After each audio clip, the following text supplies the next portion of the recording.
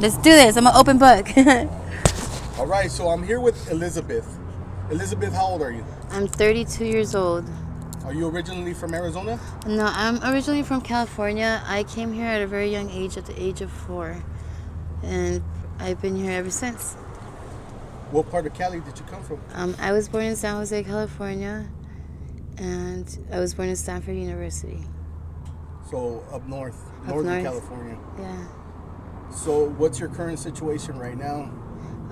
My current situation is I'm about to go through a divorce. It's a very ugly one too.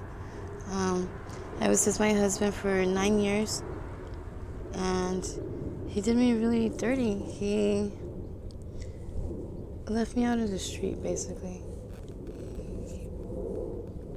I had a baby in December. He made me have that baby in his room. He didn't believe that I was in labor, and it was a preterm labor, so I had my baby at 7 months. My pregnancy was a really pregnancy, and it was the first pregnancy where I was actually on drugs.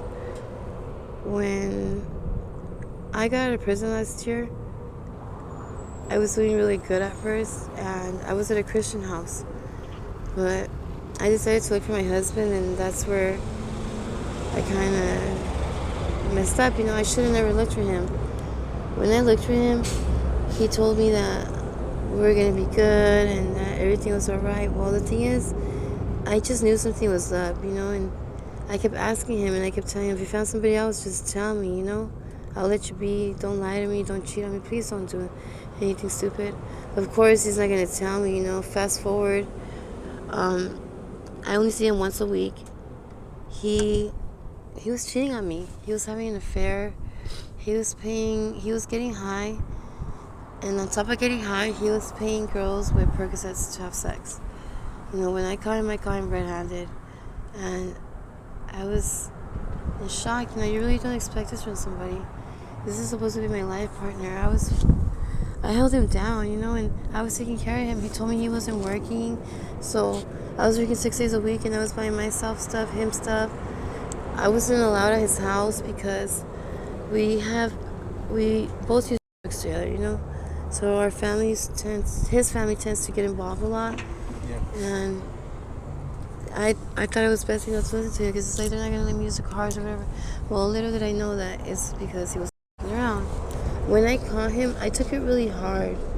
I didn't know how to handle it, and that's why I used to numb my emotions. I'm a very emotional person. And it really hurt, You don't expect your husband to be having this type of affair, especially when you read the messages. I caught him through Google Translate. He's an illegal. I have taken charges for him.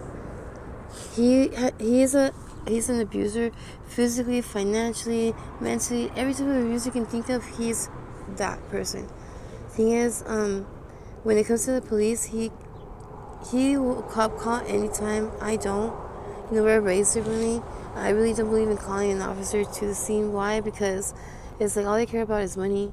They're not going to fix their problems. They're not going to fix anything. But to him, it benefited. Why? Because he had 2 separate drug cases and he kept getting denied bail. Then they pulled the Bowser card, which is where your spouse is abusive. They give you a permit, so that's how you got out of ICE. I stopped talking to him after we ended up homeless. Why? Because I got a rumor that he got a girl pregnant. So that was the first affair, I took it really hard, but I was locked up. I couldn't do anything. I used to tell him, if I lose our kids, I don't want to be with you. And that's what happened. I have a son and a daughter that I lost to the system. And that was really hurtful. Like, you have no idea. After that incident, of course, I relapsed. And I began using drugs again. So I picked up a new drug charge. And that sent me off to prison. So I did 1 year and 2 months in prison. And it was the happiest time in my life. Why? Because I found God. I wasn't a firm believer. I would have never been the type of person to preach. But he did wonders for me. And it wasn't until I got out and I looked for him that everything started falling apart. God wasn't my priority anymore like it should have been. And it's obvious that he doesn't love me. He doesn't respect me. He doesn't care about me. I want to say differently and I want to see differently, but actions speak louder than words. he's a jerk, and he is a hypocrite, you know? Who throws their wife out on the street by myself, okay? This is where it gets even better, you know? So being out there by myself for 2 months was brutal to me. It got to the point where it was either like, you do this date and get some money, or you're gonna get snatched up. Why? Because they were paying too much attention to me, and they started noticing who I was. Plus, I also did have a close call where they tried to snatch me up from my own hood, and it just happened so fast. But I just had like that really bad feeling, and you could tell somebody was following me. And sure enough, you know, I'm walking the bike. I always carry mace. Right now, I lost it, but I carry mace for a reason, you know. And the thing is, I seen him through the peripheral of my eye, and I was pushing the bike. And I stopped at my relative's house instead of stopping at my mom's, because I wanted to see if I really was tripping. So I said, okay, I'm gonna pull up and I'm gonna see what cars start pulling up. Sure enough. And like I said, it happened so fast that I like to get up all of a sudden when I leave, because that way people can't keep track of me. That way I get to get away and nobody follows me to where I go, or you know what I'm saying? It's a safety thing to me, you know. I've gotten pretty creative on how to pull my card. So tell me why I get up, and my main hood is Hollywood, so my mom lives on 40th and McDowell. I walk, and there's a hole in the wall, right? So it's like a little shortcut. So I'm walking, and then I cross it, and from where these two guys are standing, they can see me, okay? And mind you, this is the guy that's newer to the hood. I never had met him until like this time around. He would always be offering me perks, and I never really understood why he was so nice to me, or why he wanted to build a friendship, because he tried so hard, you know? So it was obvious that it was something, but I didn't think it was going to be that, you know? So I approached them, and I'm like, what are you guys doing? And they're like, we're here to buy this. And I'm like, oh, well, can't you go to so-and-so? Oh, no, we tried. And I was like, well, let me take you to my people, you know? Trying to be funny, because I knew they were going to say no. I just had a feeling, you know, I knew it was something more than what I could say or see, you know, at the moment. So tell me why. I even pulled off the guy's glasses. I'm kind of ballsy, so I was like, who are you? And I took off his glasses. And he wasn't expecting that either, you know? So I threw them both off, and the next thing you know, they leave, and then to the peripheral of my eye, I see somebody walking, and they were going to go, like, bear hug me. I turned to the side, like, fast like this, and he seen that I grabbed my mace, and he's like, oh, shit, the bitch has mace. So of course, I throw him out because I start talking shit. I'm with my boyfriend. I don't even have a boyfriend, but I'm just getting crazy with him, buying myself time. He pulls out a revolver. He starts putting bullets in the gun. I throw my bike at him so hard, and I run. And I ran to 43rd and McDowell. And of course, I tell a few of the guys, they think I'm fucking tripping. They think I don't know what the fuck I'm talking about. Oh my god. Where's your ex-husband at now? Okay, so fast forward. I'm sorry, I kind of get distracted because it kind of hurts me to talk about it because it's just so fresh. So, okay, mind you, I get out of prison. I do those 2 months out there by myself. Okay, I had to start doing dates, and then survived. I get picked up for violating parole. I do another 2 months. I'm pregnant, so they put me on methadone. I get out, and of course I decide to look for my husband. He doesn't even know I'm pregnant. So I find him, and I'm like, I'm pregnant. He's like, what? It's not mine. I said, what do you mean I'm 6 months pregnant? He was like, what? I was like, yeah, I'm 6 months pregnant, and you know what you're gonna do? You're gonna kick your bitches to the side because I'm coming home. And basically that's what I did. And I kind of forced him into something that I shouldn't have, you know, because it was obvious that he didn't let me. It was obvious that he was doing his thing, and it was obvious that, you know, shit wasn't the same. But I'm pregnant, and I'm stubborn, like I said. And once I had that baby, he got arrested for probation violation, okay? So the day before he got arrested, I came home, right? I told him, keep leaving me out because I'm going to stay out. I'm not pregnant anymore. He thought I was playing, and I stayed out. And of course, I'm going to go incognito and find out everything about him, because a lot of people don't know I'm his wife. So they think I'm like the new girlfriend or whatever, and they're so quick to throw him under the bus, you know? And of course, it hurts, you know, but I rather know the truth because it's driving me insane. I just wanted to know the truth, you know, because I knew he was fucking. I just couldn't prove it, so I proved it. So I go back home that night, and I was like, I already know what I wanted to know, and I said, and you did cheat on me, and it is what it is. And he's like in shock, and he's trying to be all cute, and I was like, no, we're done. And shit you not, 2 hours later, probation pulls up to the house. So I take him in. He does a month, and they bail him out. Well, When he got bailed out, the coincidences were that he passed right by the Circle K by Homedale, and I was there sitting in the guy's car. And he saw me, so he got the guy's attention. It's like 4 in the morning. He got the guy's attention. I get out, he's like, "What are you doing?" And I've been writing you letters and this and that. I was like, "Well, I don't even live there no more. Your family kicked me out." He's like, "What? What do you mean?" I said, "Yeah, right away on the first day, they kicked me out." I said, "So I have nowhere to go until now, and that's why I left, you know." And he was in shock, you know, that I actually told him. So is your ex-husband still here? Yeah, he's right now, as of a month and a half ago, he was out. He came me to jail, talk about how we're gonna be good. He goes to his family, comes back, kicks me out. He says I'm still getting high, and he can't be with me because he can't be around. Is he clean? No, yes, he's clean, but he sells, Okay. and he sells a lot. He's making really, really good money. Thing is, this bastard threw me out and took my clothes, took everything from me, and called the cops because they have a restraining order on me. Because last year when I caught him with that young girl, of course they tried to beat her ass. And they put a restraining order on me thinking that was going to stop me.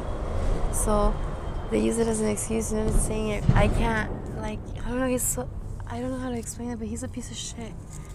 He's done me so dirty, and the thing is, he helps everybody out but me, and I have to hear from different people how he's such a good guy and he helps them out. And I'm hurt. He left me with nothing. Nothing. I just had a baby, and I told him, don't ruin shit for me because it's going to fuck shit up that I want to have my son. This is the only baby that I can have, and you're ruining shit for me. How am I gonna want to be sober out here? It's hard. Every day it's a struggle. I bounce around from head to head, and that's how I keep safe. That's really how I keep safe. If not, it's always like I'm in danger. Half the time I'm in this situation, and it's just like, when is it gonna end? And it's scary because it's like one wrong move, and it's like you're fucked. Where's your kids at now? My 2 babies got adopted out. And they ended up with an American family, and they live in Chandler. The judge was willing to work with me, but my mom didn't want to take custody of the kids. Do you still see them? No, not my first 2, no. How old are they? My oldest is 6. How many do you have? To be honest, I have a total 5 kids. My first 2 kids are from my first baby dad, and he was my middle school sweetheart. He was such a good guy. He would have never put his hands on me. He was a hard worker. He was all about me. He genuinely loved me. My husband now, I hate to say it, but I think I'm convenient for him. I think that he low-key wanted to keep me around for his immigration case. And as much as I want to deny it and say it, I know it's true. I know it's true, and I can't say anything or do anything. So it's really hard, you know, everything's really, really hard for me right now. I'm sorry if I, like, doze off. It's just that I really don't sleep unless I feel safe. And for me to feel safe, it's really hard because it has to be in a room where I have control or I really trust a person. Last week, I almost died. They gave me a bad pill. And the fucked up thing about it was somebody that I knew. And instead of helping me, calling the paramedics, they pocketed me. Was that done on purpose? I don't know. I think it may have been. It may have been an accident, luck of the draw, but shit was fishy. I didn't get my blues. I didn't get. So you're over here having an OD and they're checking your pockets. Yeah. The thing is, they gave me the pill. He kept bugging me. Like, we were at the car show, 59th Avenue, and I was smoking the guys out. This guy, Rigo, he kept coming to me like, "Hey, let's go pick up." And I'm like, "No, fool, I got some." Like, "Stop," or hold on. So I finally gave in, okay? So we go and we pick up, right? Well, when I started talking to the guy, I recognized the guy, right? And he doesn't tell me from where does he know me. And I don't know where I know him from, you know? And he's just asking me, like, "You don't remember me?" And I'm like, "No." You know, so that was weird itself, you know? So we pick up, right? I take the pill and I start throwing up non-stop. Till I finally stop, I fall asleep, like kitty nap, and then I wake up, and I'm just gone. I wake up to, honestly, it's embarrassing, but the guy was pulling up my pants, okay? And telling me that I had to leave because he had to go to work.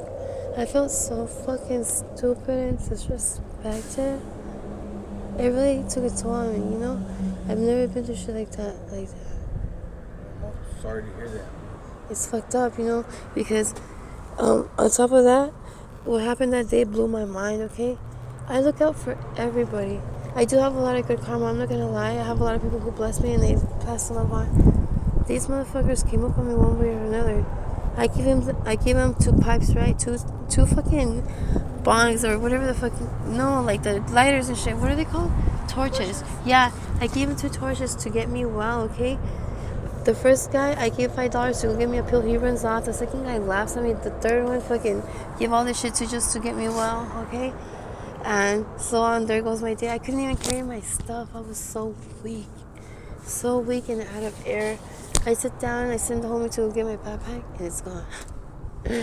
He took all of my shit. And I know better, but since I doesn't want to believe that people are going to do different, that they're going to do the right thing. No, they didn't. And I was kind of shocked because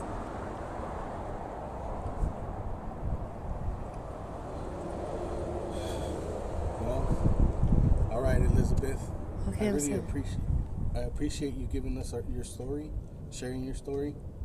And are you okay with me using this on my YouTube channel? Yeah. Just in case some of my subscribers want to reach out to you with any sort of help, do you have any social media where they can reach you?